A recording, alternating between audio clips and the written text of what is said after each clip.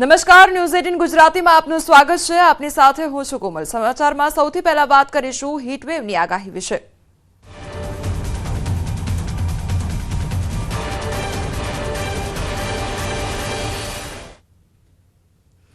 ગુજરાતમાં હીટવેવનો હવે આકરો રાઉન્ડ શરૂ થયો છે। સૌરાષ્ટ્ર કચ્છમાં ગરમીનું રેડ અને ઓરેન્જ એલર્ટ હવામાન વિભાગે જારી કર્યું છે। હવામાન વિભાગે આકરી ગરમીની સંભાવનાઓ પણ વ્યક્ત કરી છે। સૌરાષ્ટ્ર કચ્છ તથા ઉત્તર ગુજરાતમાં આકરી ગરમીના એંધાણ વર્તાઈ રહ્યા છે। કચ્છમાં 2 દિવસ રેડ એલર્ટ જારી કરવામાં આવ્યું છે। મોરબી રાજકોટમાં ઓરેન્જ એલર્ટ આપવામાં આવ્યું છે। સાબરકાંઠા બનાસકાંઠા પાટણ મહેસાણા તથા ગાંધીનગર માટે 2 દિવસનું યલો એલર્ટ આપવામાં આવ્યું છે। ગરમી 45 ડિગ્રી સુધી પહોંચવાની સંભાવના। તો 7 થી 9 એપ્રિલ સુધી દરિયા કિનારાના વિસ્તારોમાં ગરમી વધશે। ગરમ અને ભેજવાળું વાતાવરણ રહેવાની શક્યતા છે। તો સુરેન્દ્રનગર જિલ્લામાં તાપમાનનો પારો 43 ને પાર પહોંચી રહ્યો છે। સતત બીજા દિવસે તાપમાનનો પારો 43 ડિગ્રીને પાર પહોંચ્યો છે। તો શનિવારે સુરેન્દ્રનગર જિલ્લામાં તાપમાન 43.6 ડિગ્રી નોંધાયું છે।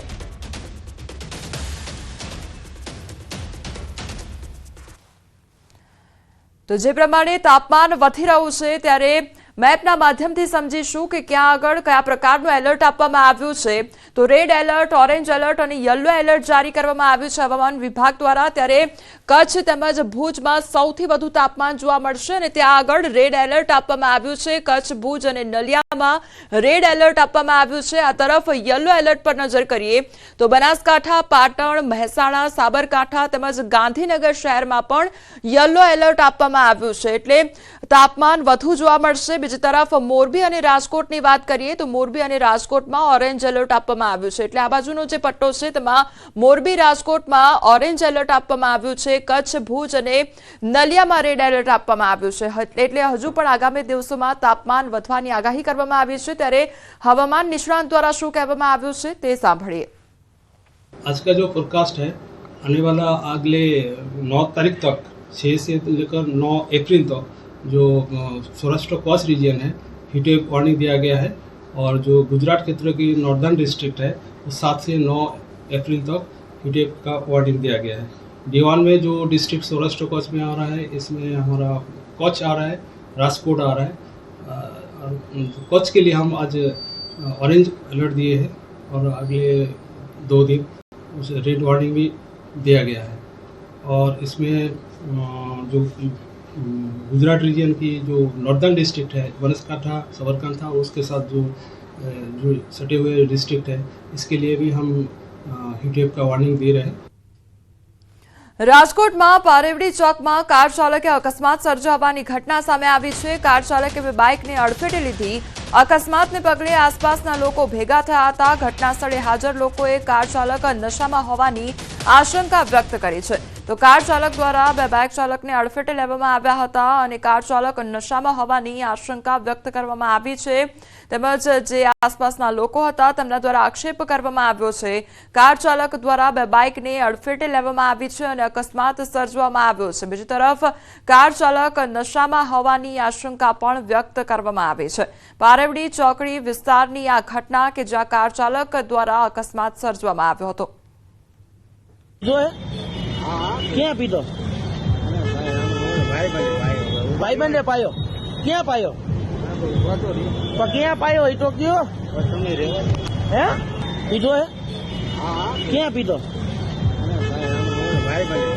भाई बंदे पायो क्या पायो क्या पायो ये तो क्यों है। અમદાવાદમાં ડફનાળા રોડ પર અકસ્માતનો બનાવ સામે આવ્યો છે। કાર ચાલકે કાબુ ગુમાવતા ડિવાઈડર સાથે કાર અથડાઈ હતી। અકસ્માત બાદ કારમાં આગ લાગી ગઈ હતી। એક રિક્ષા ચાલકને પણ અડફેટે લીધો હતો। 4 વ્યક્તિઓને ઈજા પહોંચતા સારવાર માટે ખસેડવામાં આવ્યા છે। પોલીસે સમગ્ર મામલે વધુ તપાસ હાથ ધરી છે। તો કાર ચાલક દ્વારા અકસ્માત સર્જવામાં આવ્યો હતો। કાર ડિવાઈડર સાથે અથડાઈ હતી અને એક રિક્ષા ચાલકને પણ અડફેટે લીધો હતો। ત્યારબાદ જે કાર હતી તે અથડાવાને કારણે કારમાં આગ લાગવાની ઘટના પણ બની હતી।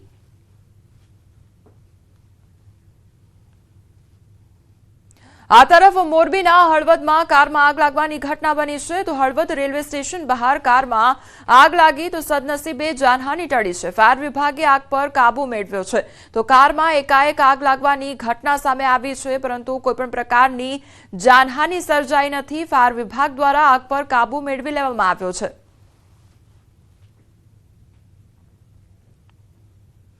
ભરૂચના જાડેશ્વર રોડ પરના કુંતલ એપાર્ટમેન્ટ નીચે પાર્ક કરેલી સ્કૂલ વાનમાં આગ ભભૂકી ઉઠી તો બપોરના સમયે અચાનક આગ ભભૂકી ઉઠતા ગભરાટ સાથે દોડધામ મચી ગઈ હતી।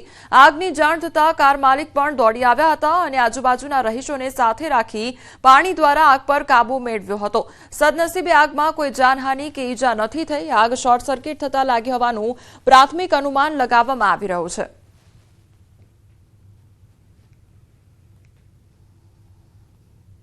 બોટાદ શહેરમાં કાયદો અને વ્યવસ્થાની સ્થિતિ કથળી રહી છે। બોટાદ શહેરના ભાવનગર રોડ ફાટક પાસેની આ ઘટના કે જ્યાં યુવાન પર સાસરિયા પક્ષના 20 જેટલા લોકોએ હુમલો કર્યો। 6 વર્ષની પત્ની રિસામણે હોય અને કેસ ચાલતો હોય તેની અદાવત રાખી હુમલો કરવામાં આવ્યો। પત્ની, સાસુ સહિતના સાસરિયા પક્ષના લોકો હુમલો કરાયાનો આક્ષેપ કરવામાં આવ્યો છે। તીક્ષ્ણ પથ્થર અને લાકડીઓ વડે હુમલો કરવામાં આવ્યો છે। હુમલાના વીડિયો પણ સામે આવ્યા છે। હુમલામાં યુવાનને હાથ અને માથાના ભાગે ગંભીર ઈજાઓ પહોંચતા બોટાદની હોસ્પિટલમાં સારવાર હેઠળ ખસેડવામાં આવ્યો છે। પોલીસ ફરિયાદ નોંધવાની તજવીજ હાથ ધરાઈ છે। અગાઉ પણ ભોગ બનનારે ધંધુકા અને બોટાદ પોલીસ મથકમાં પોલીસ ફરિયાદ નોંધાવેલ છે અને કોર્ટમાં કેસ શરૂ છે। મહત્વનું છે કે ભોગ બનનાર પ્રકાશ વટવાણિયાએ અગાઉ પણ પોલીસ, મુખ્યમંત્રી અને ગૃહમંત્રી સુધી હુમલાની દહેશત દર્શાવતા પોલીસ પ્રોટેક્શન માંગેલું હતું। ઉલ્લેખનીય છે કે બોટાદ શહેરમાં સાસરિયા પક્ષ દ્વારા હુમલાની સતત બીજા દિવસે બીજી ઘટના ગતરોજ સાસરિયા પક્ષ દ્વારા કરાઈ હતી હત્યા તો આજે અન્ય કિસ્સામાં હુમલો કરવામાં આવ્યો છે।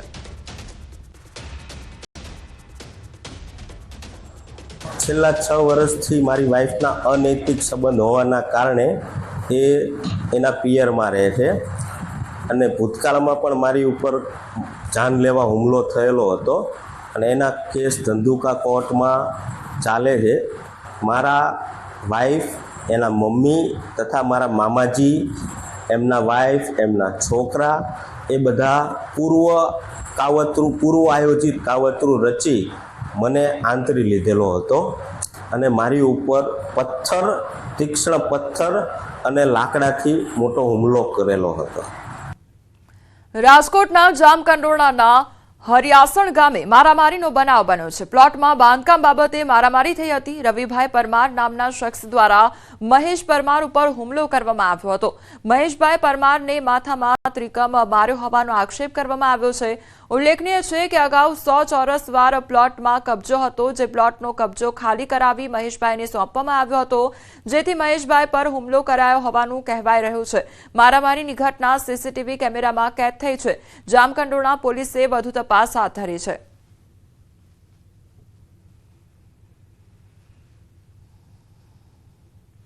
ગાયને હડકવા ઉપડ્યો અને 15 લોકોને અડફેટે લીધા છે। સુરતના ઓલપાડના સાયણ ગામનો આ બનાવ સામે આવ્યો છે। હડકાયું શ્વાન કરડતા ગાયને હડકવા ઉપડ્યો હતો। હડકવા ઉપડતા ગાયે 15 લોકોને અડફેટે લીધા હતા। ઘાયલોને હોસ્પિટલ ખસેડવામાં આવ્યા છે। ગૌરક્ષકોએ જહેમત ઉઠાવી ગાયને સારવાર અર્થે ખસેડી છે।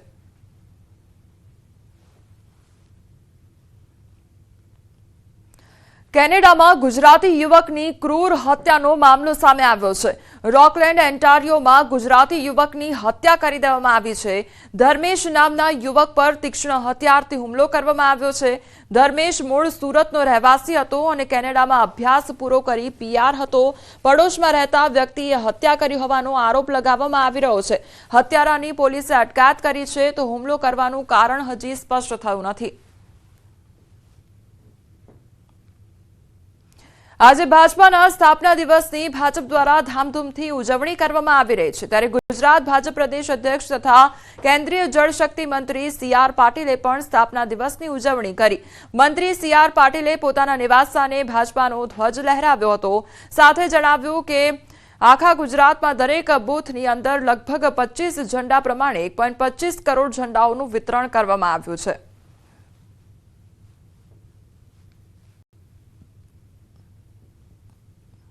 गुजरात में हर बूथ में 25 झंडा यानी करीब 1,25,00,000 जितने भारतीय जनता पार्टी के ध्वज सभी जगह समयसर पहुँचे हैं।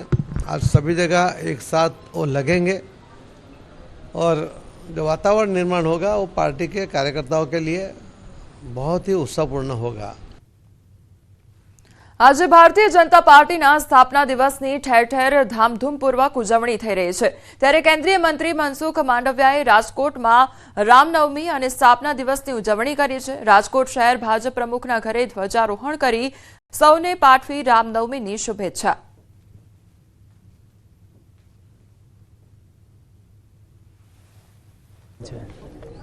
ભારતીય જનતા પાર્ટી એ વિચારોને વરેલી પાર્ટી છે। પંચનિષ્ઠા એ ભારતીય જનતા પાર્ટીનો પ્રાણ છે। ભારતીય જનતા પાર્ટીનો કાર્યકર્તા રાષ્ટ્રવાદને વરેલો છે। આજે ભારતીય જનતા પાર્ટીના સ્થાપના દિવસ નિમિત્તે કોટી કોટી કાર્યકર્તાઓને અભિનંદન પાઠવું છું। પાણી વગર બાવળાના રૂપાલ, રાસમ સહિતના ગામોમાં ખેતરોમાં પાક સુકાયો। સૂકા ભઠ્ઠ વેરાન બની ગયેલા ખેતરો, પાણી વગર ડગમગ થતો ડાંગરનો પાક, ખેડૂતોના મૂરઝાયેલા ચહેરા, છતે પાણીએ બરબાદીના દ્રશ્યો છે બાવળાના રૂપાલ, રાસમ સહિતના ગામડાના। 100થી વધુ ખેડૂતોએ હોંશે હોંશે પોતાના ખેતરમાં ડાંગરની ખેતી કરી હતી। જેમ જેમ ડાંગરનો પાક ખેતરમાં લહેરાવા લાગ્યો તેમ તેમ ફતેવાડી કેનાલમાં સિંચાઈનું પાણી મળતું બંધ થઈ ગયું। મળે તો સમયસર ન મળે તેવી સ્થિતિ સર્જાવા લાગી, એટલે કાળઝાળ ગરમીમાં ખેડૂતોની નજર સામે જ તેમનો મહામૂલો પાક સુકાવા લાગ્યો છે। સિંચાઈનું પાણી છેવાડાના ગામ સુધી ન પહોંચતા ખેતરોમાં પાણી વગર મસમોટી તિરાડો પડવા લાગી। સેંકડો હેક્ટરમાં ડાંગરનો પાક સુકાવા લાગ્યો છે। અહીંના ખેડૂતોનો આક્ષેપ છે કે કેનાલના નજીકના ગામો દ્વારા કેનાલમાં બંધ બાંધવાના કારણે છેવાડાના ગામોને પાણી માટે સંઘર્ષ કરવો પડે છે। ઉપરાંત કેનાલની સમયે સમયે સફાઈ ન થતા સેવાળના કારણે પાણી નથી મળતું। આ અંગે અનેકવાર ખેડૂતોએ સિંચાઈ વિભાગની રજૂઆત કરી છે, પરંતુ તેમના પેટનું પાણી હલતું નથી। હવે ખેડૂતોએ કરેલો ખર્ચ પણ માથે પડ્યો છે। પહેલા ફતેવાડી કેનાલના છેવાડાના ગામડામાં ચોમાસામાં પાણીનો ભરાવો રહેતા ચોમાસુ પાક લઈ શક્યા ન હતા। હવે પાણી વગર પાકનો નાશ થયો છે, એટલે પાણીએ જ ખેડૂતોને ન પાણીયા કર્યા છે। મહીસાગર ડેમનું તળિયું દેખાતા 156 ગામને તરસ્યું રહેવું પડી શકે। કાળઝાળ ગરમી શરૂ થતાં જ મહીસાગર જિલ્લાના કડાણા ડેમમાં પાણી સુકાવા લાગ્યું છે। હવે 50%થી પણ ઓછું પાણી બચ્યું। છેલ્લા 6 માસમાં 26 ફૂટ કડાણા ડેમમાંથી પાણી ઘટ્યું છે અને ડેમમાં રહેલું પાણી બીજું 20 ફૂટ ઘટે તો ડેમ ખાલી થઈ જશે। જો ડેમ ફરી ભરવામાં નહીં આવે તો આગામી દિવસમાં 156 ગામ સહિત દાહોદ શહેરને પીવાના પાણી માટે ટળવળવું પડશે। પાણીની તંગી સર્જાવાના એંધાણ વર્તાઈ રહ્યા છે। કડાણા ડેમમાંથી 8 જિલ્લાને સિંચાઈનું પાણી પૂરું પાડતી સુજલામ સુફલામ કેનાલનું પાણી બંધ કરવામાં આવ્યું છે, જ્યારે બીજી તરફ 3,300 ક્યુસેક પાણી ખેડાને લહાણી કરવામાં આવી રહ્યું છે। કડાણા જળાશયની હાલની સ્થિતિને જોતા મહીસાગર સહિત અન્ય જિલ્લામાં પીવાના અને ખેડૂત માટે સિંચાઈના પાણીની ચિંતા સતાવી રહી છે। અન્ય જિલ્લાઓને અપાતું સિંચાઈનું પાણી આ જ રીતે અપાશે તો ઉનાળાના અંત સુધી ડેમ તેની ન્યૂનતમ સપાટી નજીક પહોંચી જશે। હવે આગળ વાત અનંત અંબાણીની આસ્થાની પદયાત્રા વિશે।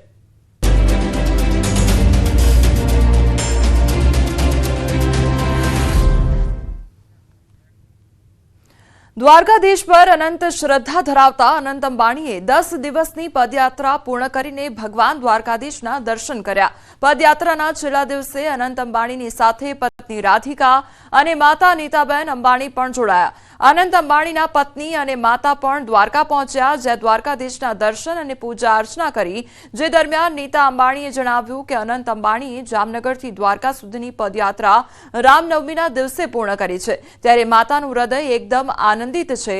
અનંત સાથે જે યુવકો જોડાયા છે એ આપણી સંસ્કૃતિ આગળ વધારી રહ્યા છે। આ યુવકોને જોઈને પણ મને આનંદ ખુશી થાય છે। દ્વારકાધીશનો ઉપકાર આશીર્વાદ છે। અનંત અંબાણી અને તેમના પત્ની રાધિકા મર્ચન્ટે પણ સૌનો ખૂબ આભાર માન્યો છે। અનંત અંબાણીના પત્ની રાધિકાએ કહ્યું કે અનંતની ઈચ્છા હતી કે લગ્ન પછી એ ચાલીને દ્વારકાધીશ મંદિરે આવશે। મને ખુશી છે કે અનંતનો જન્મદિવસ દ્વારકામાં ઉજવાયો।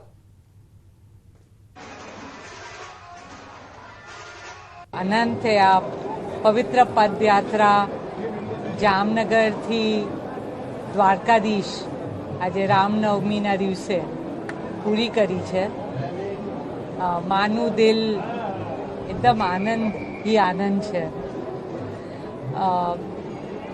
આનંદની સાથે બધા જે યુવકો સાથે આવ્યા છે એ આપણી સંસ્કૃતિ, આપણું હેરિટેજ, આપણું કલ્ચર આગળ લઈ રહ્યા છે.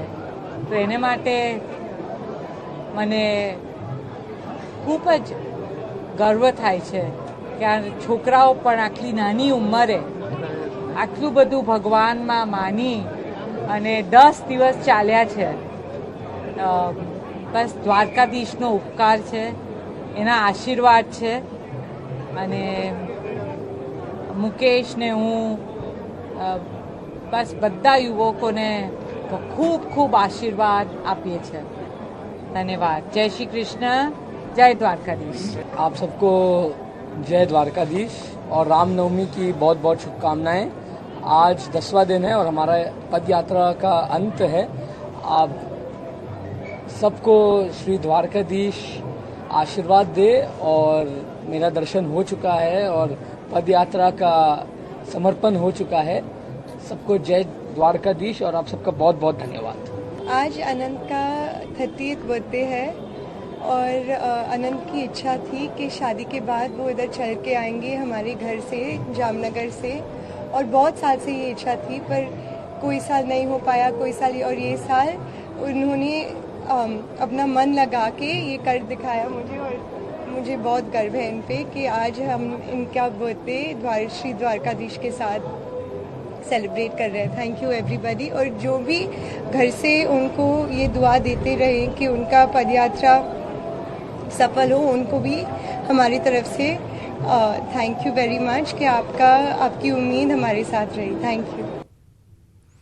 દ્વારકાધીશ પર અનંત શ્રદ્ધા ધરાવતા અનંત અંબાણીએ 10 દિવસની પદયાત્રા પૂર્ણ કરીને ભગવાન દ્વારકાધીશના દર્શન કર્યા. અનંત અંબાણીની સાથે પત્ની રાધિકા અને માતા નીતાબેન અંબાણી પણ જોડાયા. અનંત અંબાણી સતત 10 દિવસની 115 કિલોમીટરની પદયાત્રા કરીને દ્વારકાધીશના મંદિરે પહોંચ્યા અને ભગવાન દ્વારકાધીશના દર્શન કરીને પરત ફર્યા હતા.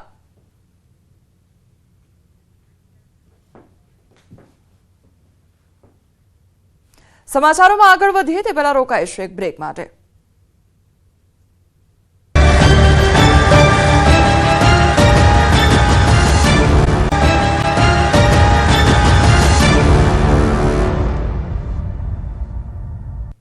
બ્રેક બાદ આપનું સ્વાગત છે અને સમાચારો પર નજર કરીએ તો પંચમહાલના ગોધરા તાલુકાના સાંકળી ગામની પ્રાથમિક શાળા જર્જરિત હાલતમાં છે. આ શાળાની સ્થાપનાને 100 વર્ષ પૂર્ણ થઈ ચૂક્યા છે. અહીં અભ્યાસ માટે બનાવવામાં આવેલા ઓરડાઓ પતરાવાળા છે અને વળી તે જર્જરિત હાલતમાં જોવા મળી રહ્યા છે. આ 4 જર્જરિત ઓરડાઓ સાથે કુલ 9 જ વર્ગખંડ છે તે પણ વિદ્યાર્થીઓ માટે ઓછા પડી રહ્યા છે, જેથી વિદ્યાર્થીઓ બે પાળીમાં શાળાએ અભ્યાસ માટે આવે છે. ઉનાળા વખતે કાળઝાળ ગરમીના કારણે પતરા ગરમ થાય છે, તેથી વિદ્યાર્થીઓ તેમજ શિક્ષકોને અસહ્ય ગરમીનો સામનો કરવો પડે છે. તો ચોમાસા દરમિયાન પતરામાંથી પાણી ટપકતું હોય છે, છતાં વિદ્યાર્થીઓ ત્યાં બેસી અભ્યાસ કરવા માટે મજબૂર બન્યા છે. ત્યારે શાળાના આ 4 જર્જરિત ઓરડા ડિસમેન્ટલ કરી નવીન બનાવવામાં આવે, સાથે જ જે 4 ઓરડાની ઘટ છે તે પણ પૂર્ણ કરવામાં આવે તો વિદ્યાર્થીઓના અભ્યાસ માટે બેપાળી સિસ્ટમમાંથી મુક્તિ મળી શકે. ધોરણ 7માં ભણું છું. અમારે પતરાના ઓરડા છે. ચોમાસામાં પાણી ટપકે છે, ઉનાળામાં ગરમી લાગે છે. અમે સારી રીતે ભણી નથી શકતા. હું સાંકળી પ્રાથમિક શાળામાં ભણું છું. સરકારને આમાં વિનંતી છે કે ઉનાળામાં અને ચોમાસામાં બહુ તકલીફ પડે છે. ઉનાળામાં ગરમી લાગે છે અને પંખાના પવનથી ગરમી લાગે છે. ચોમાસામાં પાણી ટપકે છે. સરકારને વિનંતી છે કે અમુક પાકા ઓરડા આપે. આમાં 1 થી 8 સુધી અભ્યાસ કરે છે બાળકો અને લગભગ 350ની આસપાસ બાળકો છે. અમારે 4 ઓરડાની ઘટ છે અને 4 ઓરડા જર્જરિત છે. એના માટે અમે માંગણી કરેલી છે. 2 પાળીમાં કરવામાં આવેલી છે વૈકલ્પિક વ્યવસ્થા માટે. બીજા બાળકો સવારની સ્કૂલમાં આવે ને થોડા બીજા બપોરની સ્કૂલમાં આવે. શાળાઓમાં 4 ઓરડા જૂના આવેલા છે. તો આ જૂના ઓરડાઓ રદ કરવા માટેની કામગીરી ચાલુ જ છે. ટૂંક સમયમાં એની ફાઇલ મૂકી દેવામાં આવશે અને આગળની કાર્યવાહી કરવામાં આવશે. હાલમાં વિદ્યાર્થીઓને પાળી પદ્ધતિથી અભ્યાસ કરાવવામાં આવે છે, જેમાં ધોરણ 6 થી 8ના બાળકો સવારની પાળીમાં આવે છે અને ધોરણ 1 થી 5ના બાળકો બપોરની પાળીમાં આવે છે. ટૂંક સમયમાં આ કામગીરી થશે એવી અપેક્ષા પણ છે. 100 વર્ષ જૂની શાળા છે અને ગયા વર્ષે જ આની 100 વર્ષની ઉજવણી કરવામાં આવી હતી અને ત્યારે જ અમે રજૂઆત પણ કરી હતી અને ત્યારે અમને એવી હૈયાધારણો આપવામાં આવેલી છે કે ટૂંક સમયમાં કામ થઈ જશે. જેથી વહેલા વહેલી તકે જો મંજૂરી મળે અને મંજૂરી મળી જશે એવી પણ અમે આશા રાખીએ છીએ. કેમ કે આમ દર તો સાહેબ એમ કે હોય જ ને, પતરાવાળું હોય, થોડું પાણી પડતું હોય, કદાચ બીજી ત્રીજી રીતે પણ થોડું પતરાવાળું એટલે થોડી તકલીફ કરે છે. કોઈ જગ્યાએ પાણી ઉતરતું હોય. સૌ ભણે સૌ આગળ વધે અને ગ્રામ્ય વિસ્તારોના બાળકોનું શિક્ષણનું સ્તર ઊંચું આવે માટે સરકાર દ્વારા વર્ષે દહાડે કરોડો રૂપિયાનો ખર્ચ કરવામાં આવી રહ્યો છે, પરંતુ ક્યાંક ને ક્યાંક હજી પણ જે યોગ્ય સુવિધાની જરૂરિયાત છે, પાયાની સુવિધા કહી શકાય, એ સુવિધાનો અભાવ જોવા મળી રહ્યો છે. હું આપને સીધા દ્રશ્યો બતાવીશ. ગોધરા તાલુકાની સાંકલી ગામની આ શાળા છે. આ શાળાની સ્થાપનાને 100 વર્ષ થઈ ગયા છે. આપ જે દ્રશ્યોમાં જોઈ શકો આ ઓરડાના નિર્માણ થયા અને અંદાજિત 40 વર્ષથી ઉપરાંતનો સમય થઈ ગયો છે. પતરાવાળા ઓરડા છે, જર્જરિત થઈ ગયા છે, તિરાડો પડી ગઈ છે. ચોમાસા દરમિયાન આ પતરાની તિરાડોમાંથી સતત પાણી ટપકતું હોય છે. સાથે સાથે ઉનાળામાં અહીંયા પંખાની વ્યવસ્થા કરવામાં આવી છે, પરંતુ જે કાળઝાળ ગરમી હોય છે તેમાં પતરા ગરમ થતા હોય તે શિક્ષકો અને વિદ્યાર્થીઓને આ ગરમીના બફારામાંથી વચ્ચે અભ્યાસ કરી અને કરાવવાની ફરજ પડતી હોય છે. ત્યારે વાલીઓ, વિદ્યાર્થીઓ અને એસએમસીના સભ્યો, સરપંચ સહિત દ્વારા વહેલી તકે અહીંયા શાળાના નવીન ઓરડા બનાવવામાં આવે એવી હાલ માગણી કરવામાં આવી રહી છે. રાજેશ જોશી, ન્યૂઝ 18 ગુજરાતી, ગોધરા, પંચમહાલ. હવે આગળ વાત કરીએ રામનવમી વિશે.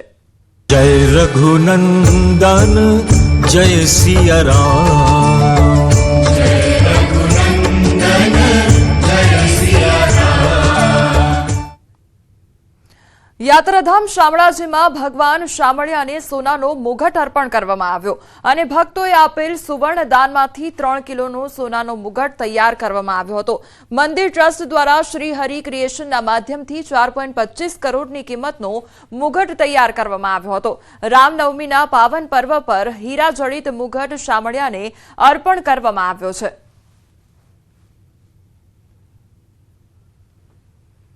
ખૂબ સુંદર મુગટ આજે રામનવમીના પવિત્ર દિવસે આજે શણગાર વખતે પધરાવવામાં આવ્યો છે અને આખું મુગટનું જે કામ કર્યું છે તે અમદાવાદના સ્નેહલભાઈ સોની, શ્રી હરિ ક્રિએશન અને કેબી ઝવેરી, કંચનભાઈના માર્ગદર્શન અને પ્રેરણાથી આ શક્ય બન્યું છે. સમગ્ર મુગટ બનાવવામાં 3 થી 3.5 મહિનાનો સમય લાગ્યો હતો, જેની અંદર નવરત્ન લાગેલા છે, પાના, માણેક, હીરા, પોખરાજ એવા નવરત્ન લાગેલા છે. ખૂબ જ સુંદર કાર્ય બન્યું છે. વિષ્ણુ ભગવાનનું કમળ સેન્ટરમાં લાગેલું છે. સુંદર મજાનું ભગવાનનો સોનાનો મુગટ આશરે 3 કિલો સોનાથી સુસજ્જ કરી ભગવાનને અર્પણ કરાયો છે અને એના દર્શન કરી ભક્તો ખૂબ જ ધન્યતા અનુભવે છે. યાત્રાધામ શામળાજીમાં ભગવાન શામળિયાને નવીન મુગટ ધરાવવામાં આવે છે. સોનાનો મુગટ છે. દ્રશ્યો બતાવીશ. આપ જોઈ શકો છો કે ભગવાનનું જે સ્વરૂપ છે દૈદીપ્યમાન છે. ચતુર્ભુજ અવતાર ભગવાનનો હવે જે પ્રકારની રોનક જોવા મળી છે, કારણ કે જે મુગટ લગાવવામાં આવ્યો છે 3 કિલો સોનાનો ઉપયોગ કરવામાં આવ્યો છે. દાનમાં મળેલું જે સોનું છે તેને જે પ્રકારે જે સોનેરીઓ દ્વારા લગભગ 3.5 મહિના સુધી 10 જેટલા કારીગરો દ્વારા મહેનત કરવામાં આવી છે. લગભગ 4.25 કરોડની કિંમતનો આ મુગટ છે અને ભગવાનનું જે સ્વરૂપ છે પહેલાં કરતાં પણ જોઈ શકાય છે જે પ્રકારે કે આહલાદક લાગી રહ્યું છે. સોનાના આસન સાથે સોનાના મુગટ અને આ જે સ્વરૂપ છે તેના દર્શન કરવા માટે ભક્તો વહેલી સવારથી ઉમટી રહ્યા છે. ત્યારે ભગવાન શામળિયાને સોનાનો મુગટ ધરાવવામાં આવ્યો છે. હાર્દિક પટેલ, ન્યૂઝ 18 ગુજરાતી, શામળાજી. રાજકોટમાં રામનવમી નિમિત્તે શોભાયાત્રાનું આયોજન કરવામાં આવ્યું. શોભાયાત્રા નિમિત્તે રાજકોટમાં હિન્દુ મુસ્લિમ કોમી એકતાનું ઉદાહરણ જોવા મળ્યું. સદર બજારમાં મુસ્લિમ સમાજ દ્વારા શોભાયાત્રાનું સ્વાગત કરવામાં આવ્યું. મુસ્લિમ આગેવાનો દ્વારા રેલીનું સ્વાગત કરવામાં આવ્યું. રામનવમીની શોભાયાત્રા, કૃષ્ણજન્મની શોભાયાત્રા, દરેક શોભાયાત્રાનું મારા ફાધર મરહુમ ગની બાપુ વર્ષોથી કરતા આવતા હતા અને એની પરંપરા એમના પુત્રો દ્વારા અને મુસ્લિમ સમાજ દ્વારા દર વર્ષે દરેક રથયાત્રાનું હર્ષભેર સ્વાગત કરી છે. અને ભગવાન રામ તો જે છે બલિદાનવાળા હતા ભાઈ. એને 14 વર્ષ વનવાસ ખેડીને પણ એક કોમી એકતા અને ભાઈચારાનો સંદેશ આપ્યો હતો. તો રામલીલાની રથયાત્રાનું સ્વાગત કરતા અમે હર્ષની લાગણી અનુભવી છીએ. આજે રામનવમીના પાવન પર્વ પર સુરત શહેર પોલીસ કમિશનર અનુપમસિંહ ગેહલોતે સૌ લોકોને શુભકામનાઓ પાઠવી તેમજ શહેરમાં કાયદો વ્યવસ્થા જળવાઈ રહે તેવી લોકોને અપીલ કરી છે. હું અનુપમસિંહ ગેહલોત અમારા પોલીસ પરિવાર તરફથી આપણા સુરત શહેરના નગરજનોને ભગવાન શ્રી રામના રામનવમીના ખૂબ ખૂબ શુભકામના આપું છું. સાથોસાથ એવા બધાને વિનંતી કરીએ છીએ કે જે રીતે મર્યાદા પુરુષોત્તમ ભગવાન રામના જીવનથી અમે લોકોને શીખવા મળે છે કે કેવી રીતે બધા લોકોને સાથે લઈને ચાલવા જોઈએ.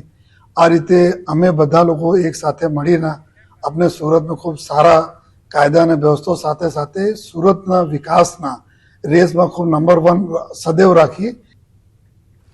ભાગવત કથાકાર રમેશભાઈ ઓઝાએ શ્રી રામનવમી ઉત્સવ નિમિત્તે રાજ્યવાસીઓને સંદેશ પાઠવ્યો છે. श्री राम अनंत गुण गण निलय है और